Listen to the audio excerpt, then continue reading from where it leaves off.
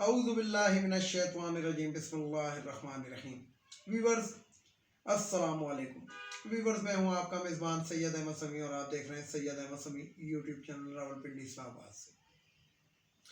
Viewers آج 5 فروری ہے، جیسا کہ آپ کو معلوم ہے کہ یوم کشمیر، اور یوم کشمیر پاکستان ہر سال مناتے ہیں۔ اس کی وجہ یہ ہے کہ آج کے دن جو ہمارے ساتھ ایک زیادتی ہوئی تھی پاکستان کے ساتھ، اور وہاں پہ جو ڈوگرا راج تھا، اور وہ ڈوگرا راج نے جو ایک لفظ ہوتا ہے انٹلیکچوئل کرپشن جو کی تھی، کہ عوام جو تھی، جو لارڈ ماؤنٹ بیٹن اور جو ملکہ برطانیہ نے اس وقت جو ملکہ وکٹوریہ تھی، تو انہوں نے ان کے مطابق جو تھا کہ جو عوام جہاں پہ چاہیں فیصلہ کرے رہنے کا، تو اس کے اندر کچھ انڈیا کے اندر جو تھی وہ تقریباً 17 کے قریب ریاستیں بھی تھیں، تو ریاستوں کشمیر بھی اس میں سے ایک ریاست تھی۔ تو عوام نے فیصلہ دیا کہ ہم نے پاکستان کے ساتھ رہنا ہے، لیکن راتوں رات جو تھا، جو ڈوگرا راج کا جو چشم و چراغ تھا، اس نے انڈیا کے ساتھ الحاق کر دیا۔ اس کے بعد کچھ علاقہ جو تھا ہمارے قبائلی لوگوں نے آزاد کرایا پاک فوج کے ساتھ مل کے، لیکن اس وقت پاک فوج کیونکہ پاکستان میں تھی ہی نہیں، وہ مختلف انڈیا کے اندر بٹی ہوئی تھی، تو یہ آزاد کشمیر ہم نے آزاد کرایا، اور آج بھی آزاد کشمیر ایک علیحدہ صدر اور علیحدہ وزیر اعظم ان کا ہوتا ہے، اور آج تک ہم اس جنگ کو لڑ بھی رہے ہیں، اور سفارتی اور ہر محاذ کے اوپر ہم اس کو اٹھاتے ہیں۔ اقوام متحدہ کے اندر اس کی قرارداد ہے گی، اور یہ انڈیا لے کر گیا تھا کہ جناب استواب رائے سے فیصلہ کریں، لیکن ابھی تک اس کا فیصلہ نہیں ہو سکا۔ تو ہم جو پاکستان کے لوگ ہیں، ہم یہ یوم کشمیر صرف اس لیے مناتے ہیں کہ ہم اقوام متحدہ کو ان کی بات یاد دلا سکیں۔ تو بہرحال یہ تو آپ کو معلوم ہے گا کہ ہماری حکومتیں بھی، جو بھی حکومت رہی ہے، وہ اس چیز کو ہائی لائٹ کرتی رہی ہے، لیکن انڈیا ایک ایسی مکار لومڑی کی طرح چالاکیاں چلتا رہا ہے کہ ابھی تک وہ استواب رائے کا فیصلہ نہیں ہو سکا۔ اب ویورز میرے پاس آپ کے لیے کچھ خبریں ہیں۔ کچھ خبروں میں سب سے پہلے تو جسٹس قاضی فائز عیسیٰ کی خبر ہے کہ جو چیف جسٹس ہیں عمر عطا بدیال، جو اب چیف جسٹس آف پاکستان بن گئے ہیں، انہوں نے ایک اختلافی نوٹ لکھا تھا۔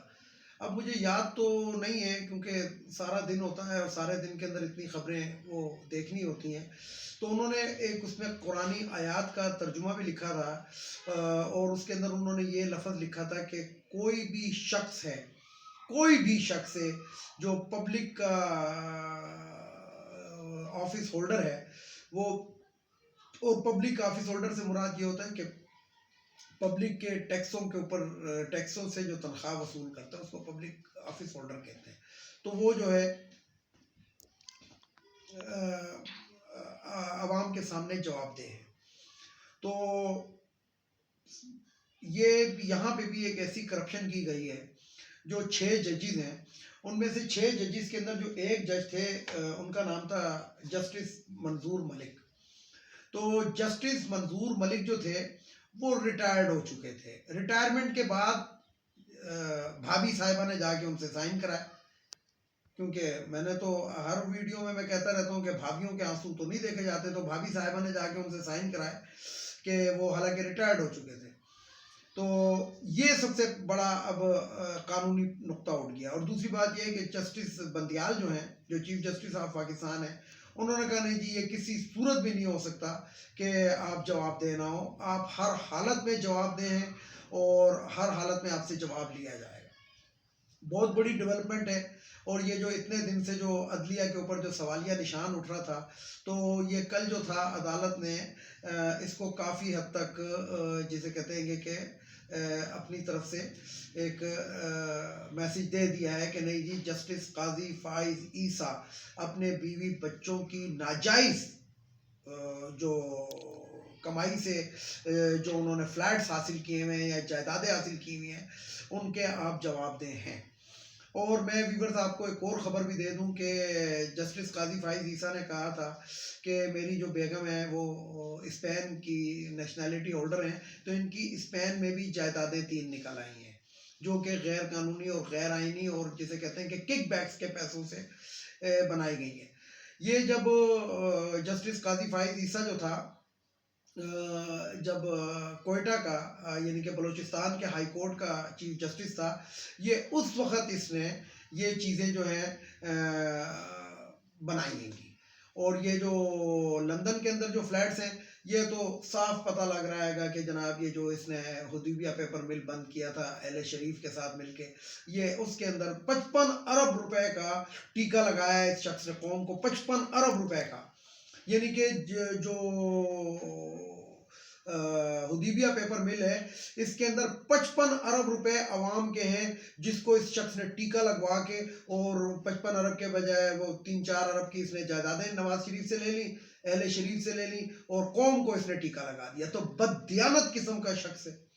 اور اس کی بیوی کی آپ حالت دیکھیں کہ وہ لاٹھی ٹیک کر آتی ہے کہ جناب اس کے اندر آواز اس کی بہت چلتی ہے، زبان اس کی بہت چلتی ہے.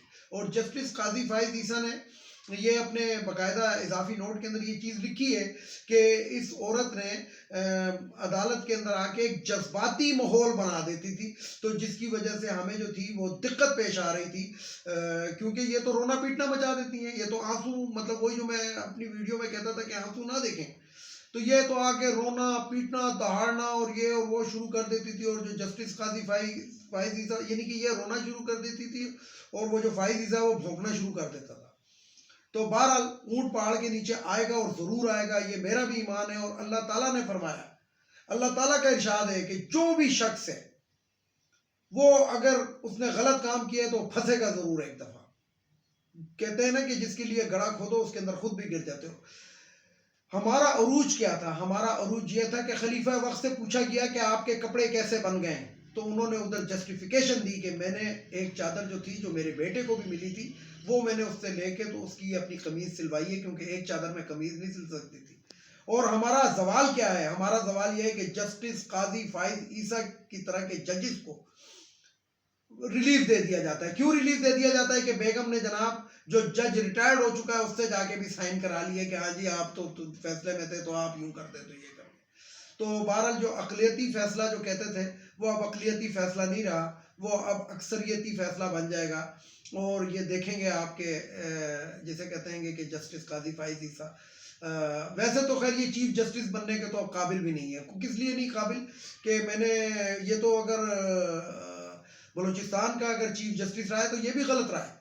اور اس کے اوپر ایک بہت بڑا سوالیہ نشان ہے کہ کسی بھی کلیدی عہدے کے اوپر اگر کوئی بھی شخص فائز ہے اور اگر اس کی بیوی فارنر ہے تو وہ اس پہ پہنچ ہی نہیں سکتا. تو یہ اس کے لیے کیا نیا قانون ہے؟ کیا یہ جسے کہتے ہیں کہ جج بن کے کیا اللہ معافی دے کیا فرشتہ ہے یا کیا خدا کی برابری کرتا ہے؟ نعوذ باللہ. تو اس لیے اونٹ پہاڑ کے نیچے آئے گا، اور جو اس کی بیوی کے ڈرامے ہیں یہ انشاءاللہ ختم ہوں گے، اور آپ دیکھیں گے کہ جسے کہتے ہیں کہ نامراد ہو کے یہ لوٹے گا. تو بہرحال یہ کوئی بات تھی جو تقریباً 100 صفحات پہ جسٹس کا بندیال صاحب کا فیصلہ ہے. 100 صفحات کو آپ اگنور نہیں کر سکتے. تو اب وہ چیف جسٹس آف پاکستان بھی ہیں. میں تو کہتا ہوں کہ ایک سیدھا سا کام ہے کہ اس کے اوپر سوموٹو ایکشن لیا جائے اور اس کو بالکل نچلے کورٹ کے اندر اس چیز کو کھولا جائے، یعنی کہ سیشن کورٹ کے لیول کے اوپر یہ کھولا جائے. اور سیشن کورٹ کا جج جو ہے یہ جو چیف جسٹس یہ جو جسٹس بنا پڑتا ہے اس کو کٹہرے میں لا کے کھڑا کرے اور وہ فیصلہ دے، اور انکوائری کے اوپر فیصلہ دے، ایف آئی اے کی، ایف بی آر کی، ان تمام کی انکوائریوں کے اوپر فیصلہ دے کہ ہاں جی کرپشن کیے تو کیے، اور اس کو کرپشن کا وہی سزا ملے جو ملنی چاہیے. اب یہ تو بات تھی، ذرا میں بھی اس میں جذباتی ہو گیا، کیونکہ اس لیے جذباتی ہونا پڑ جاتا ہے بعض دفعہ کہ دیکھیں اس ملک کو کس طریقے کے لوگ چلا رہے تھے. انتہائی کرپٹ لوگ اس ملک کے اندر کس کس عہدوں پہ پہنچ چکے ہیں. یعنی کہ وہ کہتے ہیں کہ ہم سے تو پوچھو ہی نہ کہ ہم نے کیا کیا. ہاں دوسرے سے، اور جب تم سے نہیں پوچھو تو تم کیسے دوسروں کو پوچھو گے؟ یعنی کہ اس سے تو یہی ہے کہ جناب ایک جج جو ہے وہ شراب پی کر آ جائے، اس سے کوئی نہ پوچھے، لیکن وہ ایک جو غریب آدمی ہے جس نے شراب پی ہوئی ہے اس کے مقدمے کو وہ سنے گا. یہ تو یہی والی بات ہو گئی.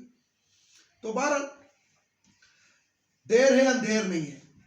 چین کے اندر میں آپ کو بتاؤں کہ ڈالروں کی ایک طرح سے بہت زیادہ معاہدے ہو گئے ہیں اور تلا اوپر ہوئے چلے جا رہے ہیں.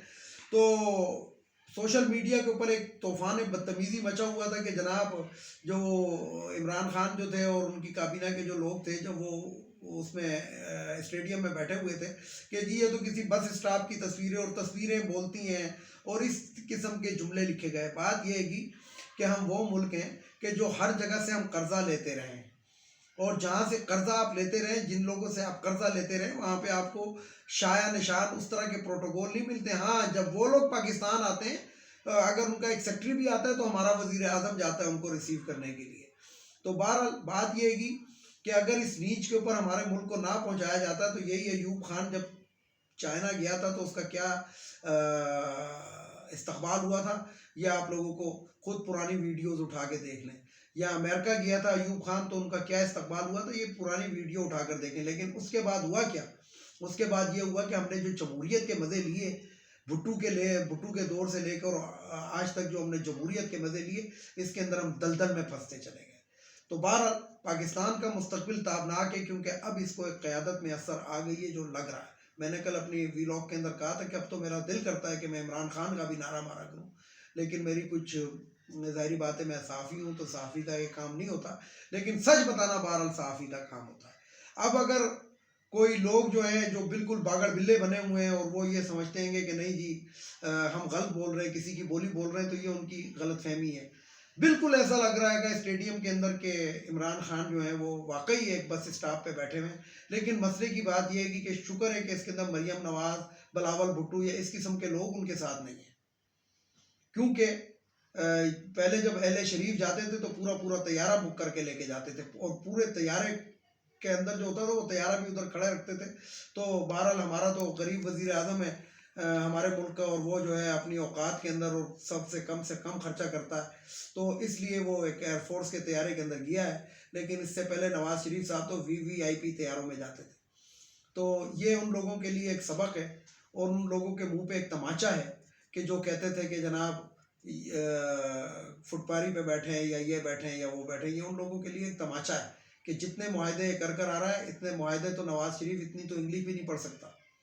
اور وہ ویڈیو اٹھا کے دیکھ لیں کہ جو چائنا کا صدر تھا وہ اس کی باتوں سے ہنس رہا تھا، جس کے اندر یہ اس کو ترغیب دے رہا تھا کہ آلو گوشت کھاتے ہیں چل کے.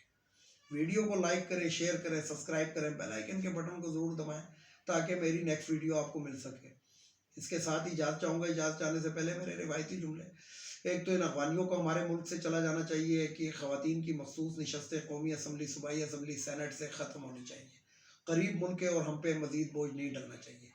تیسرے نمبر پہ بھگوڑا جو لندن میں بیٹھا ہے اس کو واپس آنا چاہیے.